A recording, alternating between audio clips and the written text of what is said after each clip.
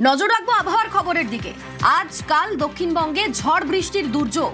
কলকাতা সহ একাধিক জেলায় ঝড় বৃষ্টির পূর্বাভাস রয়েছে। বিকেলের পর দক্ষিণবঙ্গের কয়েক জায়গায় কালবৈশাখীর পূর্বাভাস রয়েছে। উত্তরবঙ্গেও ভারী বৃষ্টির সতর্কতা রয়েছে। দার্জিলিং, কালিম্পং সহ 5টি জেলায় ঝড় বৃষ্টি হতে পারে এমনটা সম্ভাবনা রয়েছে। আমাদের সঙ্গে বিশ্বজিৎ রয়েছেন প্রতিনিধি। বিশ্বজিৎ, পশ্চিমবঙ্গের ওয়েদার নিয়ে কি বলছে হাওয়া অফিস? এই গরম থেকে মুক্তি কবে মিলবে? দেখো, একটি বিহারে একটি ঘূর্ণাবর্ত রয়েছে এবং তার সঙ্গেই একটি ওয়েস্টার্নলি জেট উইন্ড সেটা রয়েছে একেবারে পূর্ব ভারত এবং উত্তর পূর্ব ভারতে। অর্থাৎ এই সপ্তাহ জুড়ে, আজ যে সপ্তাহ শুরু হচ্ছে রবিবার থেকে একেবারে শুক্র শনিবার পর্যন্ত ঝড় বৃষ্টির সম্ভাবনা থাকবে রাজ্য জুড়ে।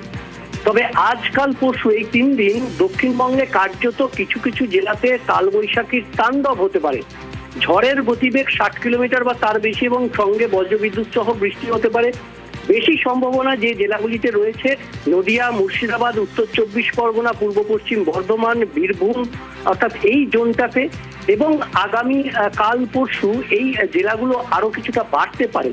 এবং দক্ষিণবঙ্গে যখন বিক্ষিপ্তভাবে ঝড় বৃষ্টি চলবে শুক্রবার পর্যন্ত, তেমনি উত্তরবঙ্গের ক্ষেত্রেও ঝড় বৃষ্টির সম্ভাবনা থাকছে। মূলত উপরের যে 5 জেলা দার্জিলিং, কালিম্পং, আলিপুরদুয়ার, কোচবিহার, জলপাইগুড়ি এবং উত্তর দিনাজপুরের কিছুটা, এখানে ঝড় বৃষ্টির সম্ভাবনা এবং পরিমাণ বেশি থাকবে। তবে ভারী বৃষ্টির একটা আশঙ্কা করা হচ্ছে উত্তরবঙ্গে এবং সেক্ষেত্রে দার্জিলিং, জলপাইগুড়ি, আলিপুরদুয়ার, কোচবিহার এই জেলাগুলিতে বিক্ষিপ্তভাবে ভারী বৃষ্টি 70 থেকে 110 মিলিমিটার পর্যন্ত বৃষ্টিপাত হতে পারে একেবারে মঙ্গল বুধবার পর্যন্ত। তার মধ্যে আজ এবং আগামীকাল এই সম্ভাবনা বেশিরভাগ জেলার বেশিরভাগ বলছিল যে উত্তরবঙ্গে ভারী বৃষ্টির সতর্কতা। এবার আপনাদের গোয়ালপুকুরের ছবি দেখাই। গোয়ালপুকুর, তছনছ গোয়ালপুকুরের একাধিক গ্রাম। কয়েক মিনিটের ঝড়ে একেবারে লন্ডভন্ড পরিস্থিতি। তছনছ গোয়ালপুকুরের একাধিক গ্রাম। সেখানকার ঠিক কিরকম ছবি দেখতে পাচ্ছেন আপনারা? আমাদের সঙ্গে চঞ্চল প্রতিনিধি রয়েছেন। চঞ্চল, কি অবস্থা?